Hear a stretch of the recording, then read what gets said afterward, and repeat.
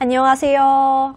오늘은 7월 8일 깨져버린 신혼의 단꿈이라는 제목의 본문을 함께 나누도록 하겠습니다. 신혼, 결혼한 것을 말하는데요.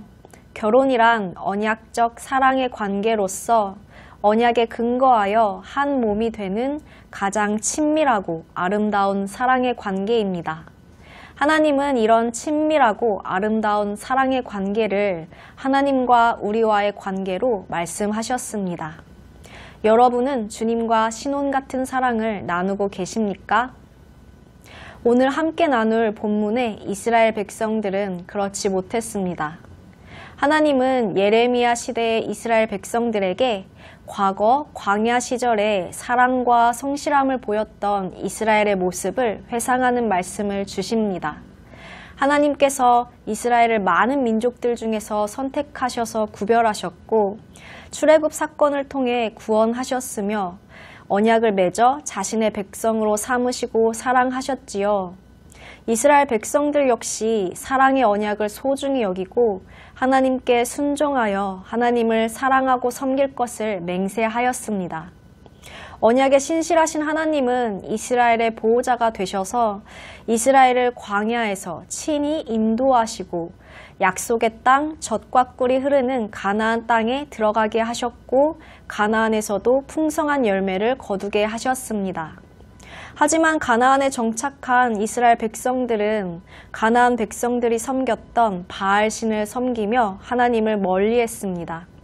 제사장들은 하나님의 임재를 구하지 않았고 율법을 다루는 자들은 하나님에 대한 알미 없었고 관리들은 우상 숭배를 도입하고 죄를 일삼았고 선지자들은 바알의 이름으로 예언하였습니다. 여러분, 우리는 하나님이 우리에게 베푸신 언약적 사랑을 잊지 않아야 하겠습니다.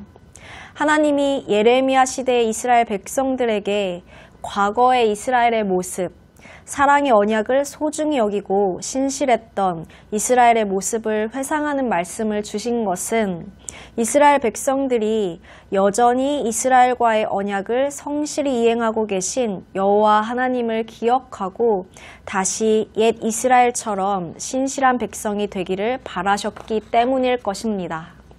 하나님은 우리를 친밀하고 아름다운 사랑의 관계로 부르셨습니다. 하나님은 지금까지도 그리스도 안에서의 언약을 성실히 이행하고 계셔서 우리가 그리스도 안에서의 사랑과 은혜를 기억하고 하나님과 사랑을 나누는 신실한 백성이 되기를 바라십니다.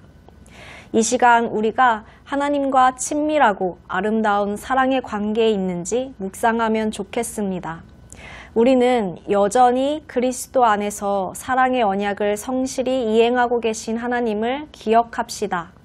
그래서 우리의 구원자 되시고 보호자 되시고 인도자 되시는 하나님과 그리스도 안에서 친밀하고 아름다운 사랑을 나누는 신실한 백성으로 세워져 가야 하겠습니다.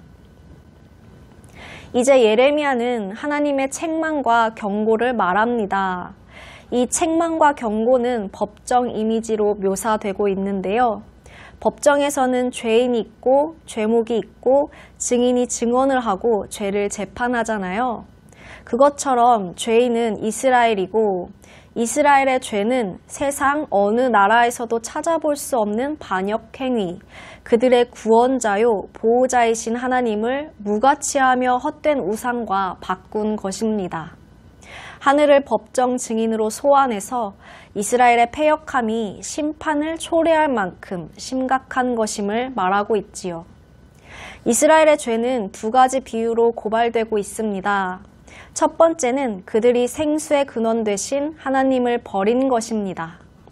이스라엘은 생명을 주는 물을 공급하는 생수의 근원이 되신 하나님과의 언약을 깨뜨리고 하나님을 떠났습니다. 두 번째는 그들이 스스로 물을 담지 못하는 터진 웅덩이를 판 것입니다.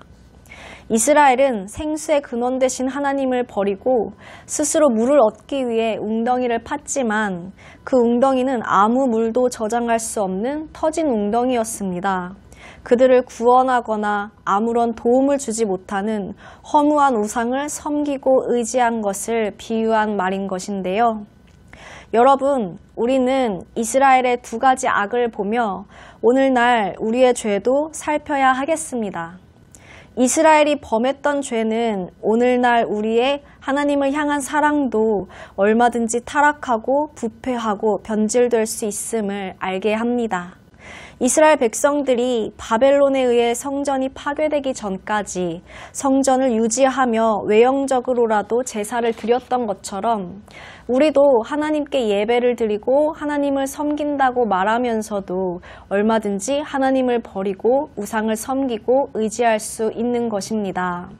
하나님과 함께 다른 종교의 신들을 섬기거나 하나님의 자리에 하나님이 주신 물질, 명예, 즐거움과 같은 것을 최고로 올려두고 이끌려 살며 섬기거나 하나님보다 더 사랑하는 무엇이 내 마음을 가득 채워 섬기고 있다면 우리 또한 생수의 근원이 되신 하나님을 버리고 스스로 물을 담지 못하는 터진 웅덩이를 판 것입니다. 우리의 영혼을 소생시키시는 분은 오직 하나님 한 분뿐이십니다. 우리가 이스라엘 백성들처럼 생수의 근원 되신 하나님을 버리고 스스로 물을 담지 못하는 터진 웅덩이를 파지 않았는지 묵상하면 좋겠습니다. 우리는 그리스도 안에서 죄를 돌이켜 끊임없이 솟아나는 생수의 근원이 되신 하나님께로 나아가 하나님만을 섬겨야 하겠습니다. 이제 예레미야는 이스라엘의 죄악의 결과를 말합니다. 이스라엘은 아수르와 애굽과 같은 이방 나라들에게 침략과 노략의 대상이 되어 수치를 당하고 종과 시종처럼 자유를 잃는 포로와 같은 상태가 되었습니다. 이것은 이스라엘이 하나님과의 언약을 버리고 하나님을 떠났기 때문이며 이스라엘이 하나님을 의지하지 않고 눈에 보이는 나라들, 아수르와 애굽과 같은 이방 나라들을 의지하여 그들의 도움을 바랬기 때문입니다.